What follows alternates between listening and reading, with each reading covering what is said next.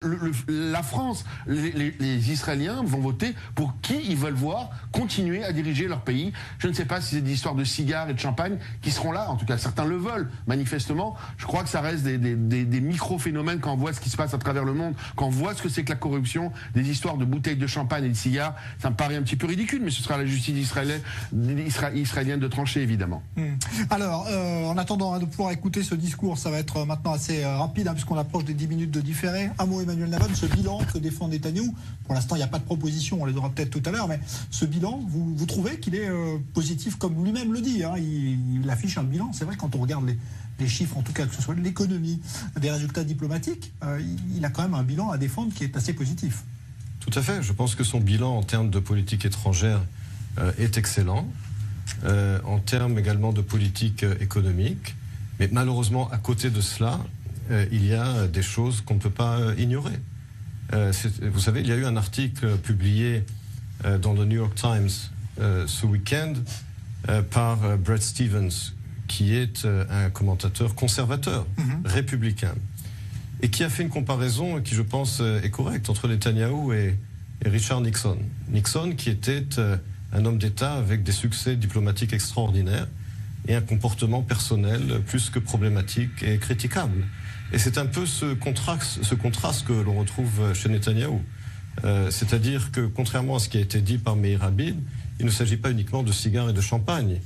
J'ai pris la peine de lire les 57 pages du document écrit par le conseiller juridique du gouvernement, les actes d'accusation.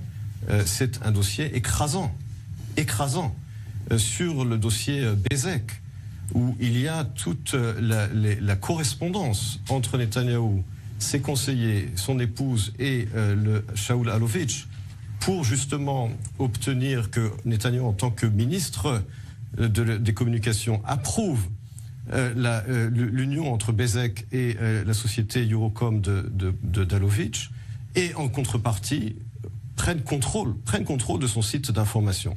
Alors la justice, comme cela a été dit, devra se décider, mais ne nous trompons pas et ne trompons pas le public. Il y a là un document, comme je l'ai dit, j'ai pris la peine de le lire, 57 pages. Pour vous, ça doit interférer dans la campagne ?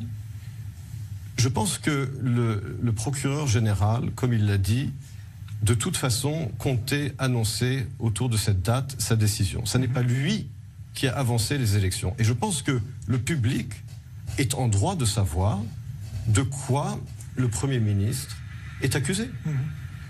Et à la lumière de cela, prendre sa décision.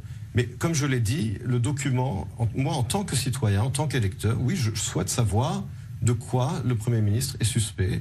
Et comme je l'ai dit, à côté de ces acquis qui sont importants, qui sont impressionnants, en particulier en termes de politique étrangère, il y a un Premier ministre contre lequel les accusations sont graves, sont inquiétantes, et c'est un document écrit par le conseiller juridique du gouvernement, le procureur général, qui est un homme extrêmement intègre et sérieux, et oui, cela doit être pris en considération. Qui a été nommé par Benjamin Netanyahou. Qui a été nommé par Netanyahou. Alors,